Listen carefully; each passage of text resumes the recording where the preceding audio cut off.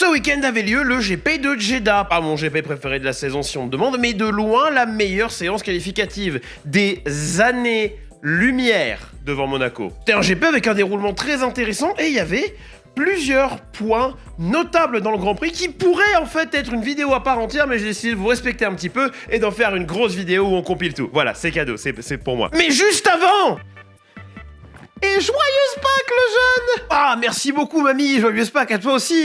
Tiens, je t'ai pris... Tu te fous de ma gueule ou quoi? C'est des œufs au chocolat qu'on est censé s'offrir, non? Alors, si, mais en fait, c'était pas censé être ça ton truc de Pâques, parce que c'est aussi coïncidentalement l'anniversaire de notre sponsor, Oli Energy, qui pour l'occasion a ressuscité un certain nombre de parfums, notamment le Il Energy, qui... Il y a des gens qui aiment, quoi. Il y a aussi un parfum exclusif goût litchi. Une box collector comme celle de l'an dernier, mais cette fois-ci avec le parfum Strawberry Shark. Et il y a plein de goodies par rapport à certains paliers de commandes, notamment il y a des trucs là qui sont absolument pas des canettes de Red Bull, c'est pas vrai. Il y a aussi un Tamagotchi, ma gueule. Oh, c'est vachement cool, mais du coup, pourquoi tu m'offres ça plutôt que le truc que tu viens de décrire allègrement, comme si on était filmé? Bah, j'ai commandé un petit peu tard, du coup c'est sur la route, donc t'as qu'à te faire une omelette avec ça en attendant et pas faire chier. En plus, ça m'a pas coûté cher parce que j'ai utilisé le code Clippy pour 10% de réduction sur toutes mes commandes et le code Clippy5 pour 5€ de réduction sur ma première commande. Enfin ça, du coup, je l'ai pas utilisé, mais c'est... Oh merde, c'est dans mon contrat, faut que je le dise, quoi. Du coup, n'hésitez pas, c'est en description et dans le commentaire épinglé. Merci beaucoup, Oli Energy, pour les travaux. Ouais, l'intégration, elle est pas ouf, on n'a pas eu beaucoup de temps, ouais, désolé. Bref, je suis Clippy da Clip, bienvenue dans Garage Talks. Le premier high point, le premier gros point de discussion du week-end a émergé en qualif, ou après les deux préliminaires que sont la Q1 et la Q2, où finalement tout ce qu'on a de plus croustillant à se mettre sous la dent, c'est « Ah, les Williams passent encore et est-ce qu'Hamilton va encore se faire jarter ?» On a eu droit à une Q3 riche en émotions, et je pourrais parler longtemps de l'impact qu'a eu ce tour de Verstappen, d'à quel point le Boug est un talent générationnel, je pourrais le pomper allègrement, mais c'est pas vraiment ce qui vous intéresse, n'est-ce pas? Lando Norris, dans un push-lap, un gros effort sa mère, fait une erreur et fusionne avec le mur. On pourrait là encore passer beaucoup de temps à analyser le crash, parler du sous-virage en entrée qu'il envoie sur le vibreur, parler du grind Tonio qui finit par déstabiliser la voiture pour l'envoyer dans le dit mur pour sa dite fusion, lui trouver masse excuse, mais vous êtes là pour le sang, vous êtes là pour me voir dire « Ha ha, c'est ça votre title contender !» Je suis pas là pour ça en fait. Erreur et coûteuse, oui, surtout après un GP de Bahreïn où il avait l'air nulle part et où, dans la presse lui-même, il admettait avoir fait beaucoup trop d'erreurs. C'est vrai que ce week-end-là, il était plus carry par la voiture que jamais, et que s'il avait eu un week-end comme ça dans n'importe quelle autre voiture sur la grille, on parlerait peut-être même pas de marquer des points. Alors ne parlons même pas d'un podium. Jeddah, c'est le genre de circuit où faut être à fond, pas juste pédale collée au sol. Je veux dire par là qu'il faut être locked in, comme disent les jeunes sur ma timeline qui ont le skibidi-riz au maximum jeunesse. C'est un endroit où un pilote peut vraiment faire la diff, à part peut-être effectivement dans le secteur 3 où là on se reposera beaucoup plus sur la vitesse max que la voiture est capable d'atteindre. Donc effectivement, quand on est versus des McLaren dont l'aileron arrière tel le roseau plie mais ne rompt pas, c'est moins jouable. Ceux qui posaient la question dans les commentaires de la précédente vidéo, c'est juste la McLaren F1 Lego Technics, il y a rien de particulier. C'est un cadeau de Peter, aka Fraturion. Cœur sur toi. Bref, tout ça pour dire que avec Jean-Michel Aéroflexi Maxima, c'est effectivement un peu compliqué de donner la réplique. Et du coup, ça laisse deux gros secteurs où faire son beurre. Deux gros secteurs où le pilote peut faire la différence. Et là, actuellement, le pilote sur l'autre McLaren, là, celle qui a pas gagné plus d'un Grand Prix, il a du mal. Norris est actuellement ultra fragile. Il aussi entre détestabilité maximum et apitoiement en phase terminale. Il était déjà mentalement fragilisé avant même d'arriver à Jeddah. Alors là, tu peux être sûr que sa polymérisation avec le mur, ça l'a pas arrangé du tout. Alors à sa défense, il est remonté de la 10e à la 4e position, soit en partie dû à une stratégie qu'il a arrangée, mais on va pas se mentir, il fallait quand même l'amener la voiture et il a piloté proprement, il a fait exactement ce qu'il était censé faire. C'est une maigre défense, effectivement, surtout quand on sait que chez McLaren eux-mêmes, on n'est pas à 100% en train de blâmer la voiture, quoi. D'un côté, t'as Stella qui parle de donner aux pilotes des voitures plus prévisibles quand elles sont sur la limite pour éviter ce genre de problème. On risque de perdre un petit peu en rythme pur pur au profit d'une voiture avec un rythme plus accessible. Demandez à Red Bull ce qu'ils en pensent. Mais si on est parfaitement honnête, c'est pas un problème de voiture le sous-virage en entrée là, c'est clairement l'input pilote. Pour ça que Stella, d'un autre côté, balance un peu son argument en disant que ce qu'on a vu là découle directement des problèmes qu'il y a déjà eu à Bahreïn. C'est une manière assez subtile de dire chef, bouge-toi le cul. Bon, je vais annoncer l'évidence, mais Lando n'est juste pas bon sous pression, ou en tout cas actuellement. Et le plus gros problème qu'il a, c'est pas qu'il est pas bon sous pression, c'est qu'actuellement la pression, elle vient du garage Red Bull, elle vient du garage Mercedes, où on se rend pas compte, mais Russell est très silencieusement dans le fight. Mais, et c'est le plus gros problème pour Lando actuellement, la pression vient de l'autre côté du garage. Parce qu'Oscar, il est pas là pour jouer les seconds. Oscar a fait un week-end absolument sans faute. Ça fait déjà un moment que je le vois comme un pilote giga solide, et depuis ce week-end, il a définitivement coché toutes les cases qui font de lui un champion appréciable. Ceci dit, il manque le titre pour être un champion appréciable, donc là pour l'instant il est juste appréciable. Ce qui est pas mal en soi, parce que je suis vraiment un sale con. Rapide, indubitablement, 3 victoires cette saison, intelligent, il sait quand le combat vaut le coup et quand est-ce qu'il faut baquer. Il a une énorme paire de couilles. J'ai vérifié, le dépassement là sur Hamilton.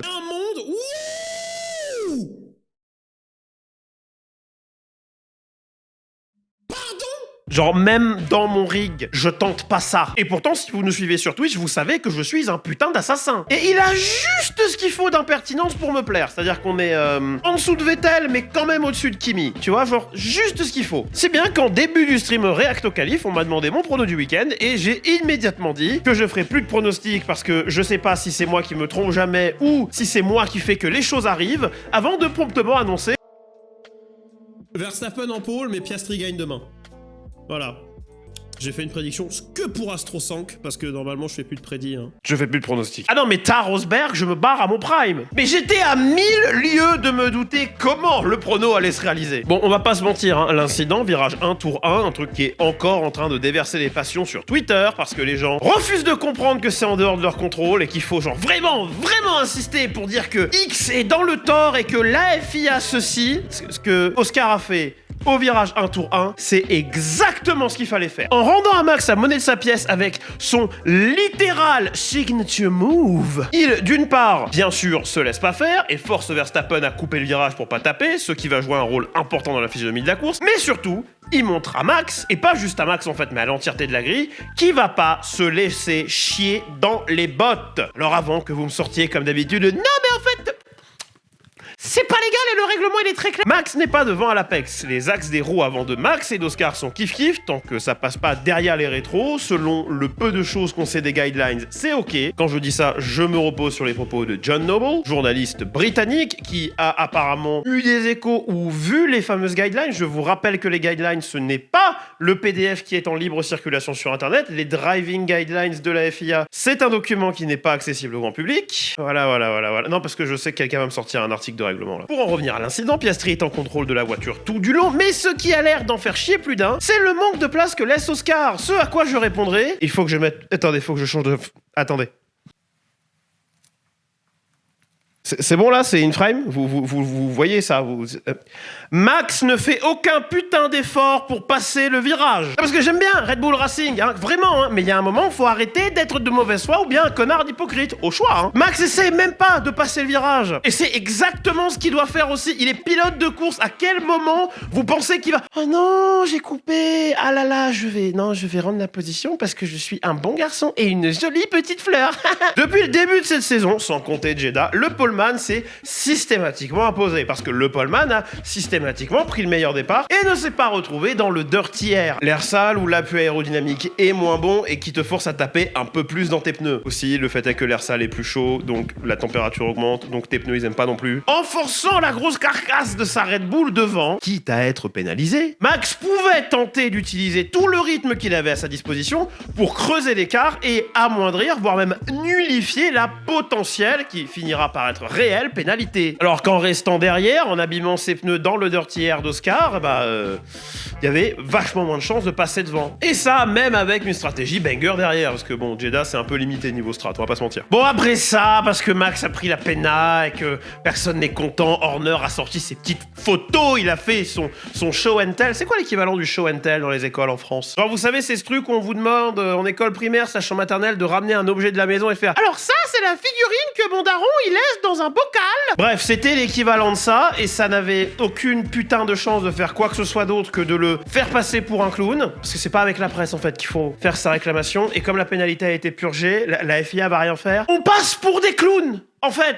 Christian, calme-toi. Bon, par contre, sur la piste, on avait droit à quelque chose de très cool, parce que d'un côté, on a McLaren qui décide de s'arrêter avant Red Bull. Max ne rentre pas, reste dehors pour utiliser tout le rythme qui reste dans les pneus, il les a pulvérisés. Et pendant qu'on focus est sur les secteurs de Verstappen pour voir s'il s'allume en mauve, il y a Piastri qui, lui, risque de tomber dans le c'est bon, j'ai rien dit. Méchante couille, hein. Oscar Piastri a bien évidemment remporté le Grand Prix de Jeddah. Oscar Piastri, c'est le seul pilote à avoir plus d'une victoire cette saison. Oscar Piastri, et ça vous le saviez aussi, a pris la tête du général hier soir à Jeddah. Mais ce que vous saviez peut-être pas, c'est que c'est la première fois qu'un Australien mène au championnat du monde de Formule 1 depuis son propre manager, Mark Webber. Not bad for a number 2 driver.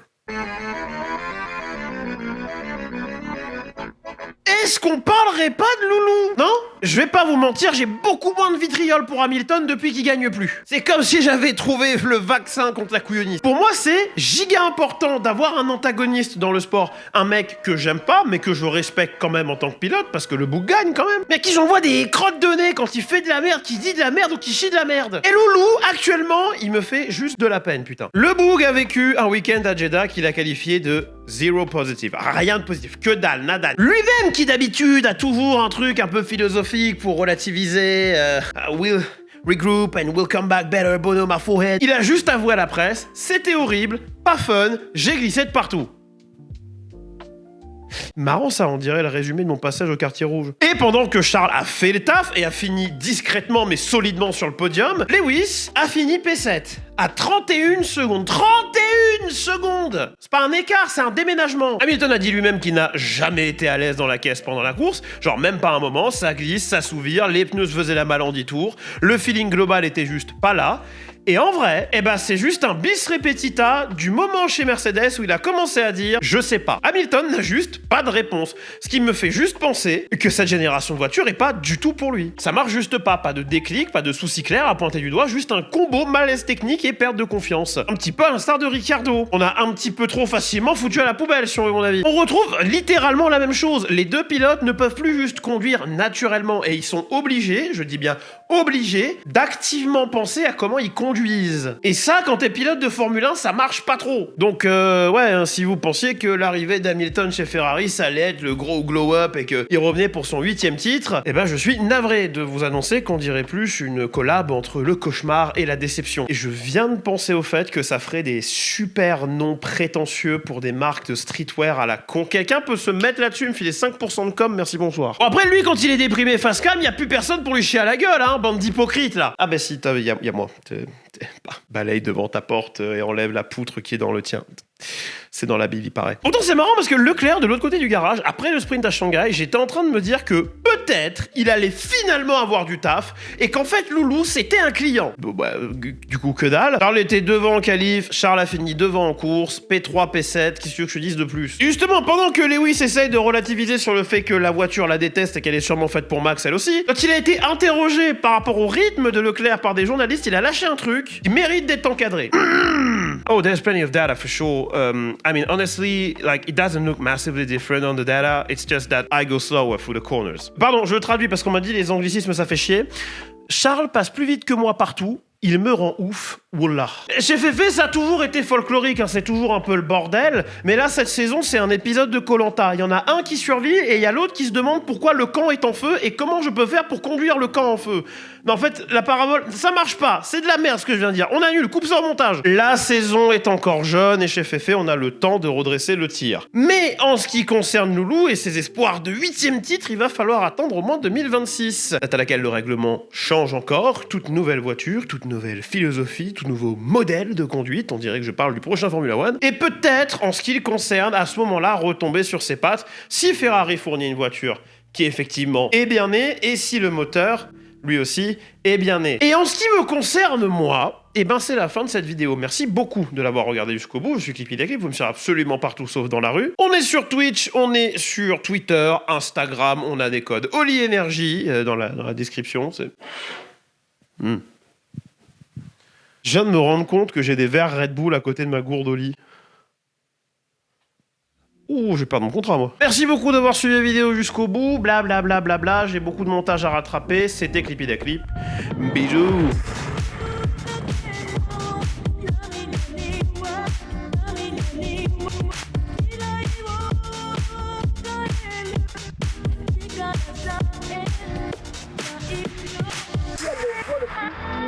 C'est la planète, c'est jamais tout passé. Nul! C'est trop nul!